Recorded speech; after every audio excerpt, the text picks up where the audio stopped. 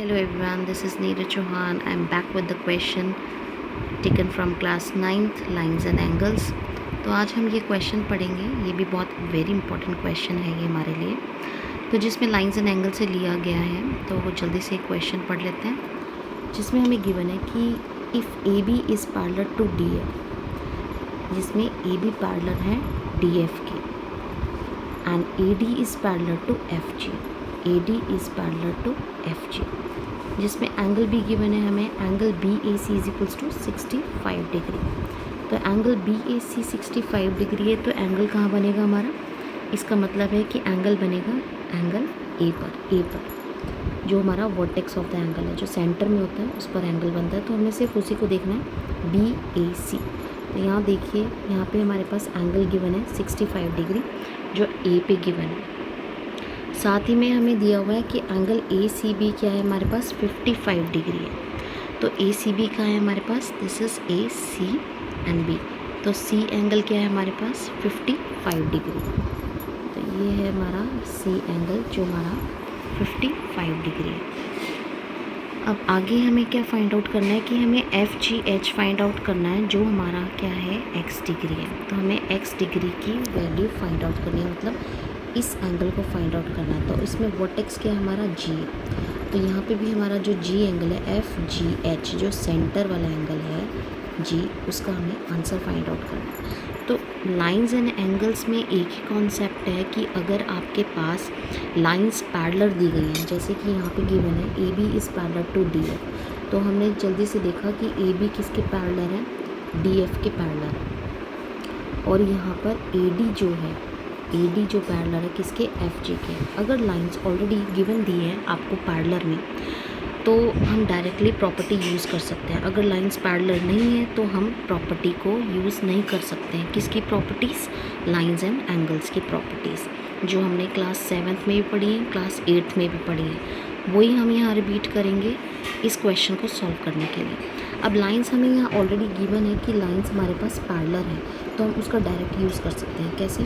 हम इसको वर्बली भी सॉल्व कर सकते हैं और रिटन भी करेंगे.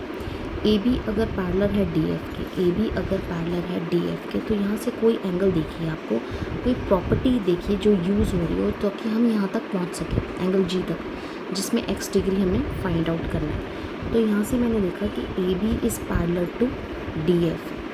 तो यहाँ पे एंगल गिवन है आपको, ठीक है.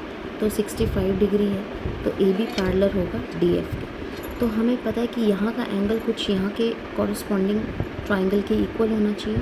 दूसरा देखते हैं, A D is parallel to F G, A D is parallel to F G. अब यहाँ का जो एंगल गिवन है, एंगल सी गिवन है हमें, तो यहाँ पे भी हमें एंगल ही फाइंड आउट करना है और वो भी जी फाइंड आउट करना है. तो हमने एक प्रॉपर्टी पढ़ी है कि जब ये वाली लाइन उसके पैरेलल हो जाए, बिल्कुल इसके जो अपोजिट लाइन है उसके पैरेलल हो जाए, A D is parallel to F G, तो यहाँ का जो एंगल होता है, यहाँ देखिए एक शेप बन रही है एफ शेप.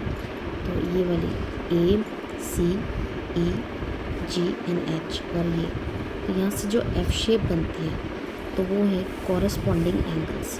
तो जिसके कारण कॉरस्पॉन्डिंग एंगल्स क्या हो गए हमारे, इक्वल हो गए. तो इट मीन्स दैट 55 डिग्री जो एंगल है उसके बिल्कुल कॉरस्पॉन्डिंग कौन सा एंगल है, जी एंगल है. तो जी भी 2 में डिवाइड है, सी भी 2 एंगल्स में डिवाइड है. बट हमारे पास जो one part of the angle है वो 55 डिग्री है, तो इसका भी वन पार्ट ऑफ एंगल है. अगर ये लेफ़्ट साइड में है तो इसका भी एंगल लेफ़्ट साइड का क्या होगा, 55 डिग्री हो जाएगा. अब हमें फाइंड आउट तो करना था एक्स, मतलब कि F G H find out करना है जो बाहर की तरफ है, उसका क्या नाम है, एक्स डिग्री.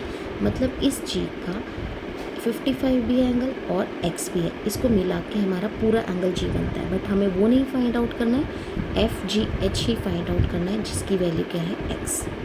तो यहाँ से अब x कैसे फाइंड आउट करेंगे, हमारा एक और कॉन्सेप्ट है कि हम इसको लीनियर पेयर से भी कर सकते हैं. लीनियर पेयर में क्या प्रॉपर्टी होती है कि एक स्ट्रेट लाइन पर अगर आपका एंगल बनता है तो वो 180 डिग्री का बनता है.